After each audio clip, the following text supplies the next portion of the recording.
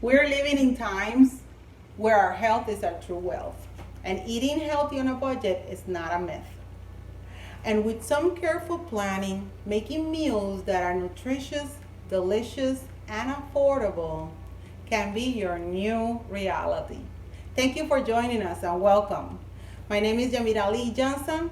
I'm a certified holistic life coach and wellness chef, and I share with others my own experience on how I use food to help my body heal from an autoimmune disease. My mission is to turn traditional recipes into healthier options that we could still enjoy our background and the food that we love, but with wholesome ingredients that are going to fuel our body and give us the nutrients that we need to function properly and our body to actually heal. Today, I'm going to be recreating some easy and delicious recipes from the book Good and Cheap from Leanne Brown. Leanne Brown's book is based on the concept that eating well with only $4 a day is possible. We have chosen some very delicious recipes for you. I'm going to show you how to recreate them at home, and we're also going to share some of the nutritional value of the ingredients that we're going to be putting together for you. So go wash your hands, come back and suit up, and let's get ready for some cooking fun.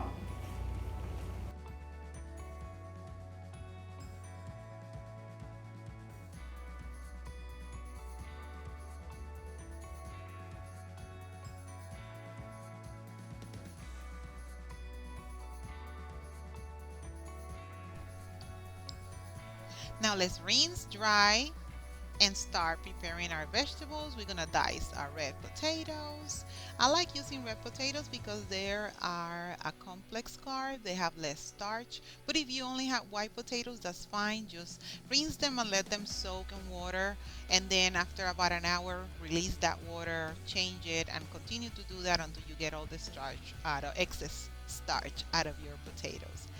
The mushrooms, I love adding mushrooms to recipes. As you can see, I'm removing the stem and putting it away because I save it to build stocks and sauces with the flavor of the mushroom, very earthy and natural way also to add nutrition like selenium, niacin, potassium. Mushrooms support the immune system. They have a meaty texture, so they are a great option when you're substituting meat. And I really like them in regards to sauteing in soups, sauces, even air frying them. Now let's get our garlic ready. We're gonna carefully slice our garlic. Garlic is small but mighty, very potent in regards to aroma and flavor, and it's a great antibacterial, antiseptic, and antifungal.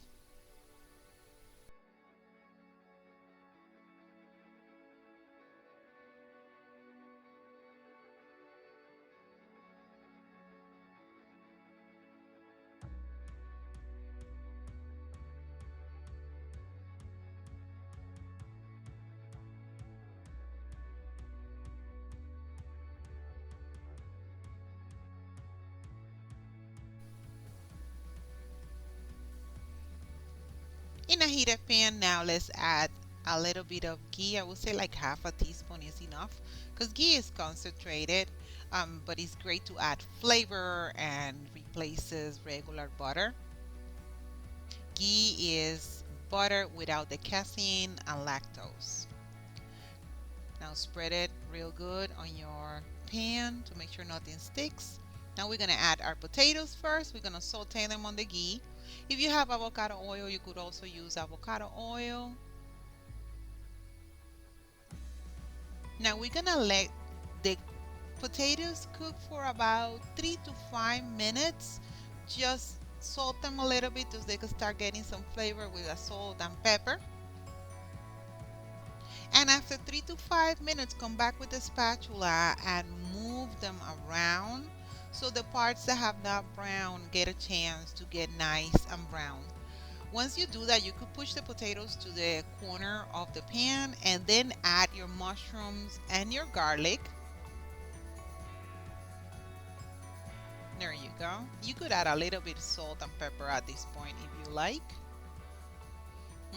And keep continue. See how as the mushroom cooks, it starts releasing flavors and the liquids, and it gets softer, and it adds to the potatoes some of the steam.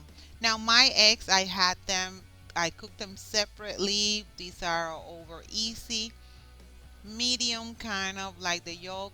Then I'm adding some salt and pepper, real easy to make. And now I'm gonna put my sandwich together. For this recipe, I used a whole wheat English muffin just to add a little bit more of fiber. And if you're dealing with any issues with blood sugar levels, this is going to be a better choice for you too. I toasted my English muffin right there on the pan where I cooked my potatoes and the mushrooms. And all you do with that is put your mushroom hash down, add your egg, cover with some charred cheddar cheese, add a little bit more of that avocado cream to your bread, and here you go. Now, I did notice that it was a delicious combination just to put it on a bowl, and I wanted to show you what they look like if you pre-pack them for your lunch next day. Enjoy.